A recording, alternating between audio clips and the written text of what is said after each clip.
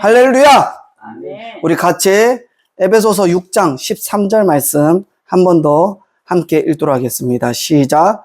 그러므로 하나님의 전신갑주를 취하라. 이는 악한 날에 너희가 능히 대적하고 모든 일을 행한 후에 서기 위함이라. 아멘. 오늘도 하나님의 말씀 아래에서 우리가 영적 무장을 하여 전신갑주를 취하는 저와 여러분 되기를 간절히 축원합니다. 전신갑주라는 표현은 성경에서 에베소서 6장에만 등장합니다. 그만큼 영적 무장의 노하우와 방법이 집중되어 있는 부분이 에베소서 6장인 것이죠. 우리가 이 시간 집중해서 영적 무장의 노하우를 터득하여서 반드시 전신갑주를 취하는 저와 여러분 되기를 간절히 축원합니다. 전신갑주로 번역하는 헬라어 원어 파노플리아라고 하는데요. 이 파노플리아는 파스와 호플론의 합성어로 되어 있습니다. 이 파스는 모든, 전체의 라는 의미를 갖고 있으며 호플론은 병기와 갑옷으로 번역됩니다. 즉, 군인이 전쟁에 나가면서 방어만 준비할까요? 전쟁에 나가면서 공격만 준비할까요? 전신갑주는 자신을 적군의 공격으로부터 보호하기에 입은 갑옷과 또 적군을 공격하기 위한 병기까지 무장하는 모든 것을 총칭하는 단어가 전신갑주인 것입니다. 다시 말해서 영적 무장을 할 때 입고 취하는 전신갑주는 사단에게서 방어만을 하고, 우리가 항상 사단이 떠나가기를 원합니다. 방어만 하고 나를 지켜주옵소서 하는데 방어만 하는 것이 아니라, 또는 사단에게 공격만을 하는 것도 아니고 방어와 공격을 모두 하기 위한 것입니다. 우리에게는 방어와 공격이 모두 필요합니다. 바로 그것이 영적 무장이 되는 것이고, 바로 그 영적 무장을 하기 위해서 전신갑주를 반드시 취해야 하는 것입니다. 오늘 말씀에서 그러므로 하나님의 전신갑주를 취하라. 이는 악한 날에 라고 말씀하고 있습니다. 이 악한 날은 두 가지 의미를 볼 수가 있습니다. 첫 번째로는 우리에게 공격하는 마귀의 때를 의미하는 것이고, 두 번째로는 예수 그리스도께서 재림하시기 전에 자신의 마지막 때를 알아차린 사단의 권세가 우는 사자와 같이 대소동을 일으키는 날로 보는 것입니다. 사도 바울 당시 로마 시대는 온갖 악과 부정과 우상 숭배가 극심하였던 시대였습니다. 타락한 문화와 사회적 풍조 속에서 매 순간마다 마귀와의 전쟁을 치러야 했던 것이죠. 그러니 얼마나 악한 날에 치열한 전쟁의 사투를 했던 시대였겠습니까? 하지만 그뿐만 아니라 지금은 어떻습니까? 지금은 그때보다 낫다고 할 수 있습니까? 그렇지 않습니다. 마귀는 더욱 악랄하며 관계는 더욱 치밀하고 더욱 교묘해졌습니다. 마가복음 13장 4절에서 13절까지의 말씀을 우리가 한번 보겠습니다. 우리에게 이르소서 어느 때에 이런 일이 있겠사오며 이 모든 일이 이루어지려 할 때에 무슨 징조가 있사오리까? 그랬더니 주님께서 말씀하십니다. 예수께서 이르시되 너희가 사람의 미혹을 받지 않도록 주의하라. 미혹이 나옵니다. 많은 사람이 내 이름으로 와서 이르되 내가 그라하여 많은 사람을 미혹하리라. 또 난리와 난리의 소문을 들을 때에 난리와 소문이 등장합니다. 두려워하지 말라. 이런 일이 있어야 하되, 이런 일 피할 수 있어요? 피할 수 없습니다. 있어야 합니다. 아직 끝은 아니니라. 또 어떤 일이 있느냐? 민족이 민족을, 나라가 나라를 대적하여 일어나겠고 전쟁이 일어나죠. 곳곳에 지진이 있으며 전쟁과 지진이 있으며 기근이 있으리니 기근이 있습니다. 그런데 이는 재난의 시작이니라. 이게 재난의 시작이에요. 첫 스타트라는 것입니다. 그리고 너희는 스스로 조심하라. 사람들이 너희를 공회에 넘겨주겠고 너희를 회당에서 매질하겠으며, 예수 그리스도를 믿는 모임 안에서 매질하고 공회에 넘겨주게 된다라는 것이죠. 믿는 자들끼리 어떻게 해요? 서로 핍박하는 것입니다.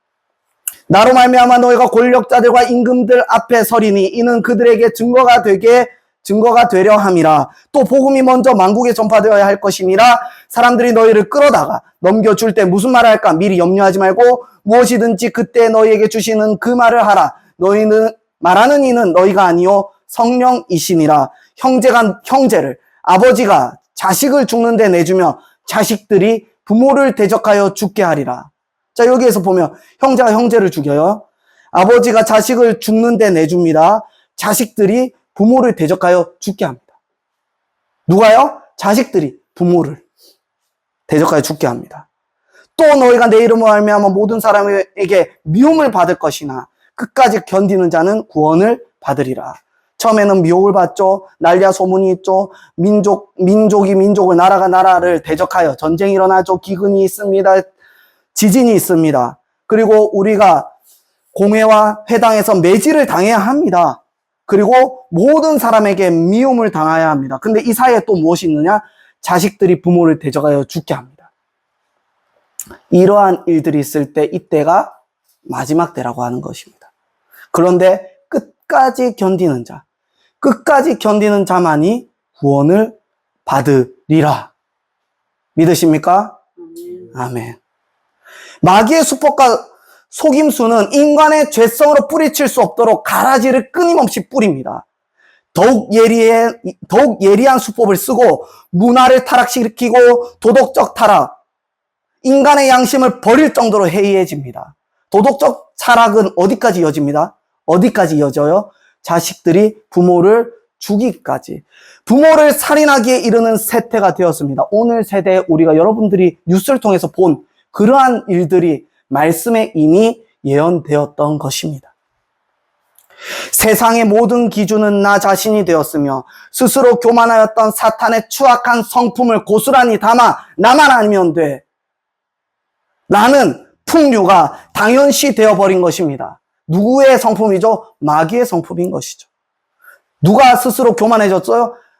마귀는 스스로 교만해져서 내가 높아지려고 하고, 나 중심, 나만 아니면 돼, 내가 잘 돼야 돼, 나 중심으로 돌아가야 돼, 우주의 중심은 내가 되어버리는 것이죠. 그게 누구라고요? 마귀가 되고, 마귀가 누구를 이렇게 만들어요? 우리를 이렇게 속이고 있는 거예요. 그래서 우리는 지금 시대에 이런 생각들을 품고 있는 것들을 다 회개해야 합니다. 철저하게 회개해서 자신의 가슴과 마음을 쳐서 찢어내지 않으면 예수 그리스도 앞에 영생의 길로 갈 수는 없습니다. 끝까지 견딜 수 없습니다. 내 자신을 찢어내야 됩니다. 나 중심이었던 것들. 그것은 누구의 성품? 사탄의 추악한 성품인 것입니다. 지금은 예수 그리스도께서 재림의 때가 임박하였기 때문 이것을 믿어야 합니다. 지금의 상황을 보고 마가복음 13장 말씀을 비추어 봤을 때 이러한 일들이 일어나고 있다는 것은 무엇을 뜻하느냐? 지금이 예수 그리스도께서 재림하실 때가 임박하였다라는 것을 믿어야 합니다. 마태복음 24장 4절에서 13절 말씀입니다. 예수께서 대답하여 이르시되 너희가 사람의 미혹을 받지 않도록 주의하라. 마태복음도 똑같이 얘기하죠. 미혹. 많은 사람이 내 이름으로 와서 이르되 나는 그리스도라 하여 많은 사람을 미혹하리라. 난리와 난리 소문을 듣겠으나 난리와 소문이 또 있습니다. 너희는 삼가 두려워하지 말라. 이런 일이 있어야 하되 아직 끝은 아니니라. 이런 일들이 반드시 일어나야 합니다. 그리고 또 있습니다. 민족이 민족을, 나라가 나라를 대적하여 일어나겠고 전쟁이 일어나고 곳곳에 기근과 지진이 있으리니 이 모든 것은 재난의 시작이니라. 마가복음 13장 8절의 말씀과 동일하죠. 재난의 시작이다 라고 이야기합니다. 미혹이 있고요, 난리와 소문이 있고요, 전쟁이 일어나고요, 기근과 지진이 일어나고요. 그때 사람들이 너희를 환난에 넘겨주겠으며 너희를 죽이리니. 너희는 누굴까요? 내 이름을 믿기 때문에 예수 그리스도를 믿는 자들이 어떤 일을 당해요? 환난 가운데 넘겨주고 우리를 죽인다라는 거예요. 누구 때문에요? 예수 그리스도의 이름 때문에 모든 민족에게 미움을 받으리라. 환난을 당하고 죽임을 당하고 미움을 당해야 하는 것입니다. 누가요? 예수 그리스도를 믿는 자는. 내가 예수 그리스도를 믿는데 환난이 없다. 내가 그리스도를 믿는데 이 땅에서 삶이 평안하다. 내가 예수 그리스도를 믿는데 이 땅에서 미움받지 않는다. 그것은 내가 예수 그리스도를 제대로 믿지 않는다는 증거입니다. 예수 그리스도를 제대로 믿으면 예수 그리스도의 이름 때문에 모든 민족에게 미움을 받고 환난 가운데 넘김을 당하고 죽임을 당합니다. 누구 때문에요? 예수 그리스도의 이름 때문에. 여러분, 신앙의 평안을 추구하되 내 삶의 풍족함의 평안을 이루려고 하지 마시기 바랍니다.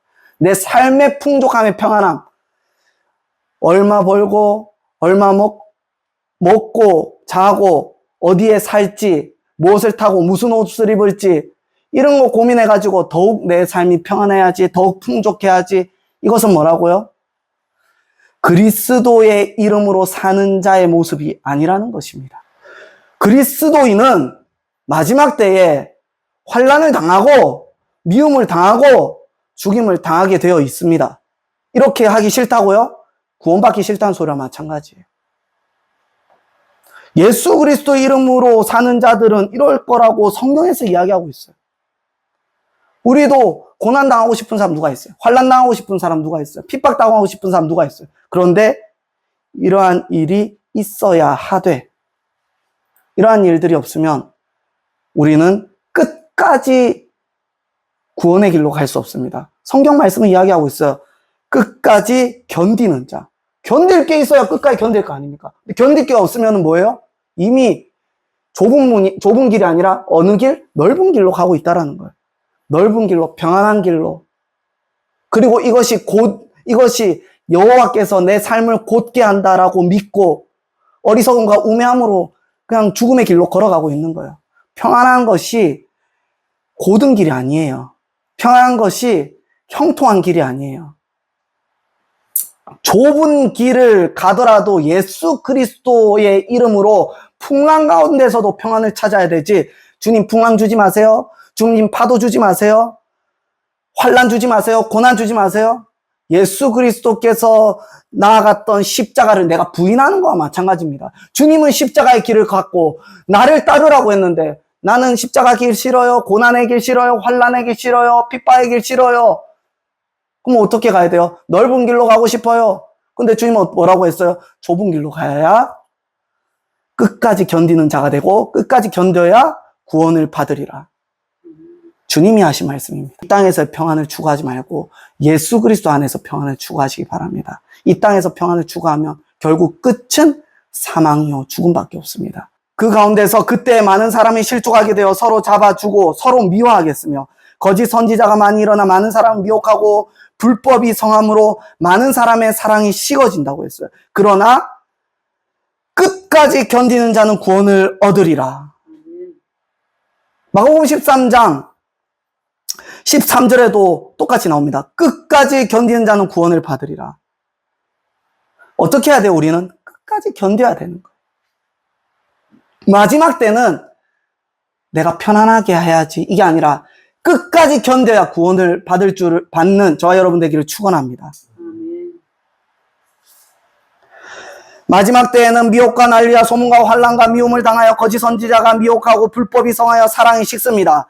이 불법이라는 것을 우리가 한번 생각해 봐야 되는데 법이 없거나 법을 알지 못하는 것은 무법이에요. 그런데 불법은 법이 있는 곳이라고 가정하였을 때 하나님을 알면서도 하나님의 법을 자기 마음대로 행하여 많은 사람의 사랑이 식게 된 것, 이것이 바로 불법인 것입니다.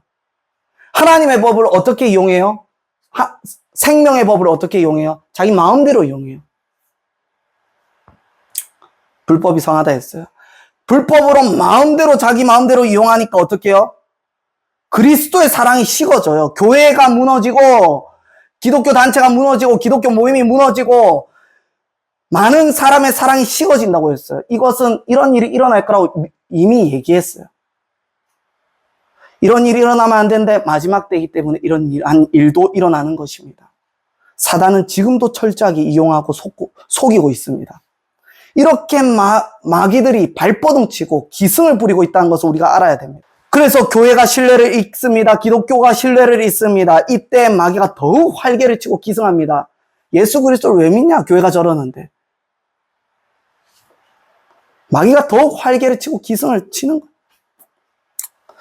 요한계시록 12장 12절입니다. 그러므로 하늘과 그 가운데 거하는 자들은 즐거워하라. 그러나 땅과 바다는 화 있을진저 이는 마귀가 자기의 때가 얼마 남지 않은 줄 알므로 크게 분내어 너희에게 내려갔음이라 하더라.